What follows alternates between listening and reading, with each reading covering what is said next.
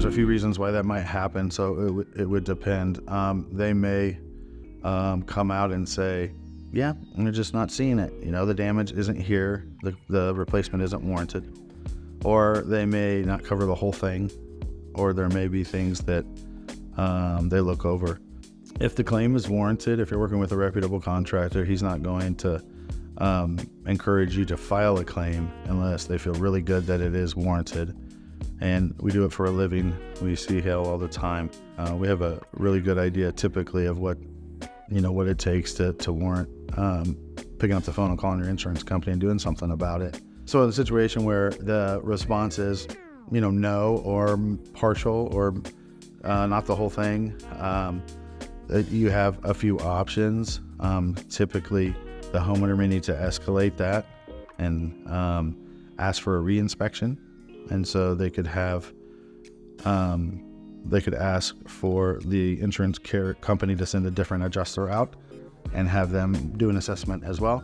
And then there's also some legal things that you can do, like arbitration, but that's a process in itself. Usually, if the damage is warranted and the evidence is there, and they deny it the first time, it's try again. But the homeowner will call and ask for a reinspection, and then again, assuming that the damage is there and it's warranted, then that's usually all it takes.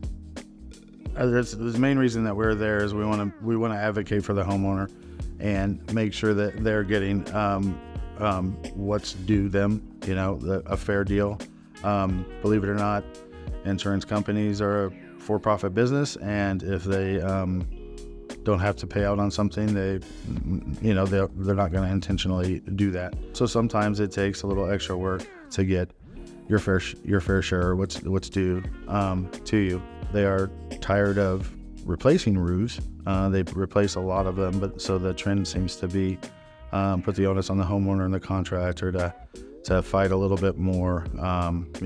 They might deny, and then it might require that we have a reinspection and have insurance send an adjuster out for a second time, and then we would meet with them. It's pretty important that we don't get in their way or tell them how to do their job, but we can advocate in a way that we've been doing this for quite some time, and we can point out, hey, did you see this damage here? And we could, physically show them the damage, and then it's pretty irrefutable. But we have good relationships with all the major insurance companies. We really just try to have good conversations with the adjusters. So anybody can make a mistake or overlook things, and so that's why we're there, just to make sure that everything's documented and that list is taken back to the insurance company to be considered when they do the assessment and determine what the scope of work will be and what they'll pay for.